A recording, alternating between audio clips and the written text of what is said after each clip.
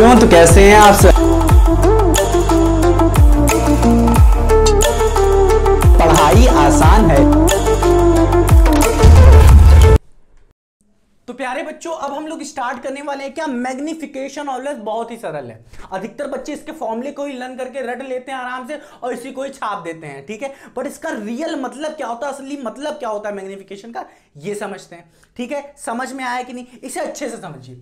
देखिए, मैग्निफिकेशन को बहुत नाम से जानते हैं, जैसे लीनियर मैग्निफिकेशन हो गया, transverse nature of magnification, lateral magnification, तो सब सेम है, ठीक है। समझ में आया कि नहीं। अब देखिए, मैग्निफिकेशन को डिनोट किया जाता है किससे, छोटे से पुचक से, मतलब स्मॉल एम से डिनोट किया जाता है, ठीक। अब ये होता क्या है, इसकी डेफिनेशन स्टार्ट करते हैं। अगर एग्जाम में आ गया तो ये लिख दीजिए, it is the ratio of height of image to the height of object. ये क्या होता है, रेशियो होता है हाइट ऑफ क्या, हाइट ऑफ इमेज पहले, फिर हाइट ऑफ ऑब्जेक्ट। देखिए क्या लिखा है, मैग्निफिकेशन जिसको हम लोग डिनोट करते हैं एम से, तो क्या करिए आप, हाइट रखिए किसकी, इमेज की, हाइट रखिए फिर अपॉन में ऑब्जेक्ट की, यही होता है हमारा मैग्निफिकेशन। ये क्या बताता है अभी समझ में आएगा। तो m is equal to H I upon H O लिख सकते हैं हम लोग, हाँ कि ना, नॉट मत बोलिएगा, ठीक है, एच ओ। अब देखिए बच्चों, height of image upon height of object को विद साइन लिखेंगे। मतलब अब समझिए, अगर क्या है, अगर हाइट चाहे इमेज की हो चाहे ऑब्जेक्ट को हो, अगर प्रिंसिपल एक्सिस के ऊपर है तो इसे हम लोग पॉजिटिव लेंगे। अगर हाइट ऑफ इमेज या ऑब्जेक्ट क्या है, नीचे है, तो इसे नेगेटिव लेंगे, अगर प्रिंसिपल एक्सिस के नीचे बन रही है। तो यहां पे मैंने लिखा है हाइट ऑफ इमेज या height of object are put in with sign, यहां पे रखेंगे नेगेटिव हो या पॉजिटिव। तो height above the principal axis is taken as positive, चाहे इमेज की हो चाहे ऑब्जेक्ट की। अब height below the principal axis मतलब नीचे क्या लेंगे हम लोग, नेगेटिव लेंगे, बता दिया मैंने अच्छे से, ठीक है। इसे रब कर दें। अब देखिए प्यारे बच्चों, अब समझते हैं रियल मतलब क्या है इसका। मैग्निफिकेशन का मतलब क्या है, इंग्लिश में मैंने लिखा है, ये हमें बताता है कि इमेज क्या है, इमेज की हाइट कितनी ज्यादा बड़ी है और कितनी ज्यादा कम, मतलब कितने टाइम्स कह सकते हैं, कितने गुना कहिए सबसे अच्छा, कि हाइट ऑफ इमेज कितने गुना बड़ी है या कितने गुना छोटी है ऑब्जेक्ट की हाइट से, ठीक है। समझ में आया। देखिए यहां पे लिखा है कि magnification tell us how many times height of image is greater और शॉर्टर देन द ऑब्जेक्ट। समझ में आया। हिंदी में भी लिखा है आपके लिए कि मैग्निफिकेशन हमें बताता है कि height of image of object, देखिए हाइट ऑफ इमेज, देखिए क्या लिखा, हाइट ऑफ इमेज ऑब्जेक्ट की इमेज से कितने गुना बड़ा या छोटा है, ये बताता है। समझ में आया क्या बताता है मैग्निफिकेशन, कि हाइट ऑफ इमेज कितने गुना बड़ा या कितने गुना छोटा है ऑब्जेक्ट की हाइट से। समझ में आ रहा है कि नहीं। अब देखिए इतना समझ में आ गया। अब देखिए मैग्निफिकेशन को एक और फॉर्मूला होता है, क्या होता है, m is equal to v by U. v by U यहां पे क्या है, ऑब्जेक्ट की डिस्टेंस u कहलाती है फ्रॉम ऑप्टिकल सेंटर, और इमेज की डिस्टेंस अपॉन, इमेज की डिस्टेंस क्या कहलाएगी, v। और ये भी कहां से मेजर किया जाएगा, ये भी कहां से मेजर किया जाएगा, बताओ कौन बताएगा। ये मेजर किया जाएगा कहां से, ऑप्टिकल सेंटर से। तो ये होता है इसका दूसरा फॉर्मूला, हाँ कि ना। तो इस तरीके से हम लोग लिख सकते हैं m is equal to H I upon H not is equal to v by U. ये किसके लिए है, लेंस के लिए। अब यहां पे लेंस और मिरर दोनों पढ़ लेते हैं। देखिए जल्दी जल्दी, हम लोगों ने पढ़ा लेंस के लिए मैग्निफिकेशन क्या होता है, m is equal to v by U. अब मेन फॉर्मूला क्या होता है लेंस के लिए, क्या होता है बताइए, थिन लेंस के लिए 1 अपॉन, ये हम बताएं आपको थिन लेंस के लिए क्या होता है, 1 upon F equals to 1 upon V minus 1 upon U. ये अभी डराइव भी किए थे वहां पे पीछे, हाँ कि ना, किसके साथ, लेंस मेकर फॉर्मूले के साथ, ठीक है। अब देखिए मिरर फॉर्मूला, देखिए मिरर, मिरर में क्या होता है, बस इसका उल्टा होता है। ये क्या है पॉजिटिव, तो ये क्या हो जाएगा नेगेटिव। ये क्या है फॉर्मूला, मेन फॉर्मूला यहां पे क्या है, लेंस के लिए नेगेटिव में, बीच में नेगेटिव है ना, तो यहां पे पॉजिटिव। बस आप इतना याद रखिए कि अगर मैग्निफिकेशन में यहां पे नेगेटिव है तो ये क्या हो जाएगा पॉजिटिव, यहां पे पॉजिटिव है तो अंदर नेगेटिव। इसको याद करने का सबसे अच्छा तरीका। अब देखिए बच्चों, जो मैंने आपको ये बताया m is to v by U, इसकी डेरिवेशन देख लेते हैं, प्रूफ देख लेते हैं। अदालत क्या मांगती है, प्रूफ। आप भी मांगते हैं क्या, प्रूफ। तो प्रूफ देख लेते हैं भाई साहब। ये आया तो आया कहां से, ये तो समझ में आता है, बट ये कैसे आया ये देखते हैं। पहले आप इसे नोट करिए अच्छे से।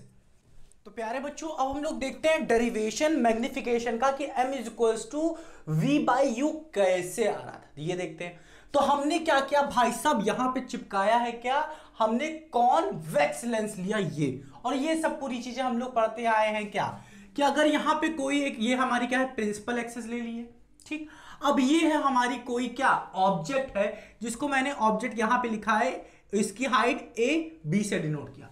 अब हमें पता है भाई साहब कि इस ऑब्जेक्ट से अगर कोई पैरेलल रेज आ रही है प्रिंसिपल एक्सिस से, तो इससे रिफ्लेक्ट होके कहां जाएगी, इस लेंस से रिफ्लेक्ट होके कहां जाती है।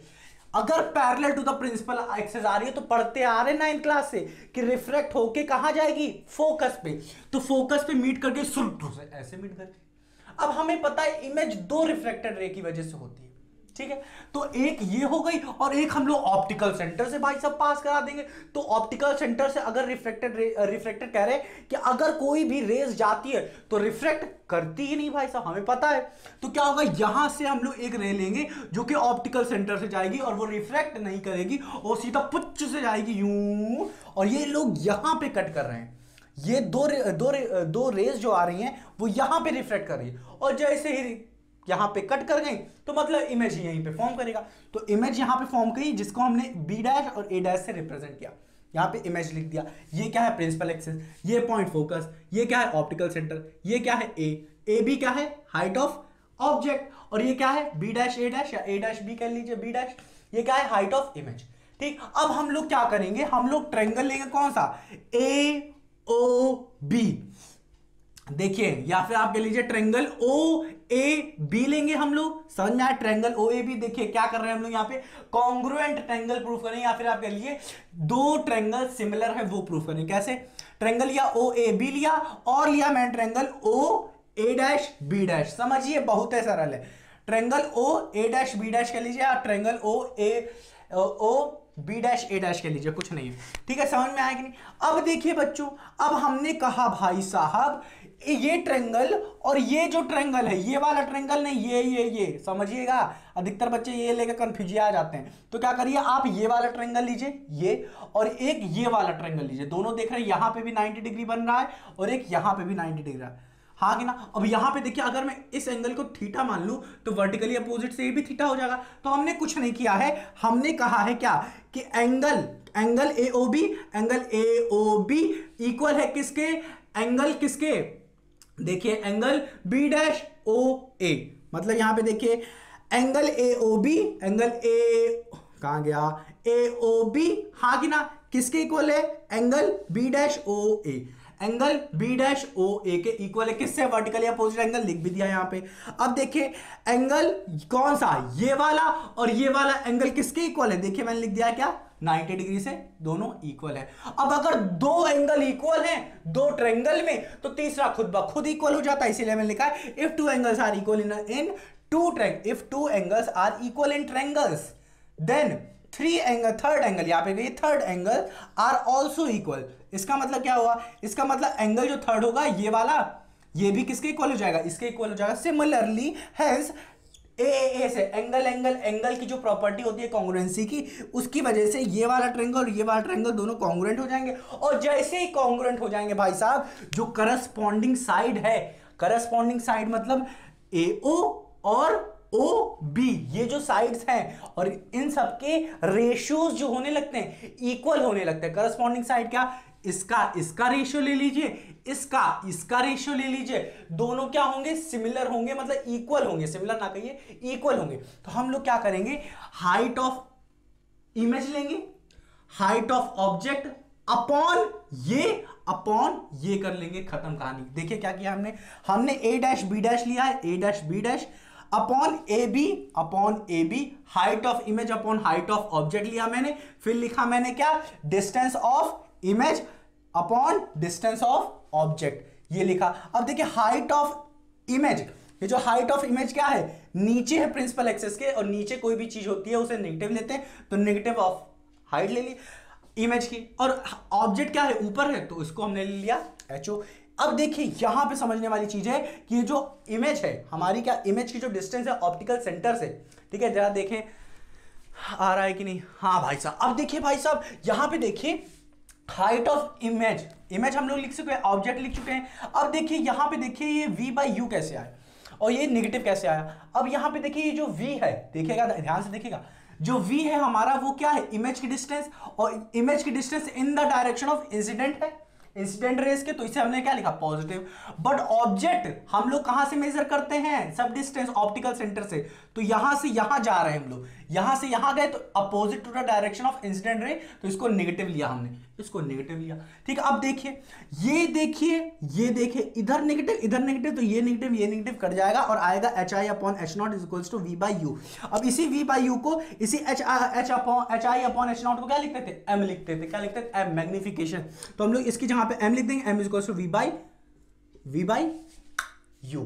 प्रूव हो गया, कुछ नहीं था, बस आपको ये ट्रायंगल और ये ट्रायंगल कॉन्ग्रुएंट करके दिखा देना था, खत्म कहानी। तो ये मेन फॉर्मूला क्या हो गया, ये हो गया हमारा पूरा कि M is equals to HI/H0 is equals to V/U, खत्म कहानी, कुछ नहीं है, समझ में। अब यहां पे अब ये दो चीज आपको अच्छे से पढ़नी है, यहां पे ये चीज कि अगर मैग्निफिकेशन पॉजिटिव आ रहा है तो इमेज क्या होगी, वर्चुअल इमेज होगी। अब वो कैसे, अब देखिए ऑब्जेक्ट अगर प्रिंसिपल एक्सिस पे ऐसे रखा है ऊपर, हाँ कि ना, पॉजिटिव डायरेक्शन में, तो इमेज भी पॉजिटिव डायरेक्शन में आएगी, हाँ कि ना, और छोटी बड़ी हो सकती है, उससे कोई दिक्कत नहीं। अब देखिए यहां पे अगर आपने ऑब्जेक्ट नीचे रखा है तो इमेज भी नीचे आएगा। इसका मतलब बच्चों HI और HO, हाइट ऑफ इमेज और हाइट ऑफ ऑब्जेक्ट जो होंगे दोनों सेम साइन के होंगे, या तो दोनों नेगेटिव या तो दोनों पॉजिटिव होंगे। इसका मतलब जो इमेज बनेगी वो इरेक्ट होगी और साथ ही साथ वर्चुअल होगी।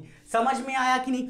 अब देखिए भाई साहब, अगर नेगेटिव आ गया मैग्निफिकेशन, क्या नेगेटिव आ गया, तो इमेज हमेशा रियल होगी, अपने दिमाग में छाप लीजिए, ठीक है। अगर रियल होगी इसका मतलब क्या हुआ कि वो इन्वर्टेड होगी। इन्वर्टेड क्या मतलब, उल्टी, समझ में आया। अगर ऑब्जेक्ट ऐसे सीधा रखा हुआ है तो हम सीधा क्या, प्रिंसिपल एक्सिस के ऊपर पॉजिटिव डायरेक्शन में, तो नेगेटिव डायरेक्शन में हमारी क्या आएगी, इमेज आएगी।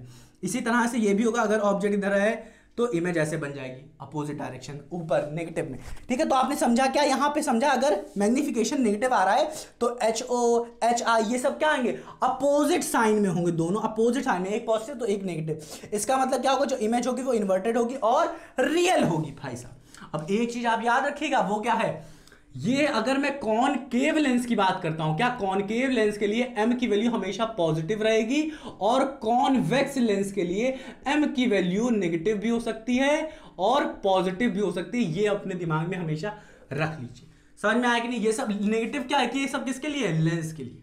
समझ में आया कि नहीं, इसे अपने दिमाग में छाप लीजिए, अब अच्छे से लिख लीजिए, बहुत सरल है।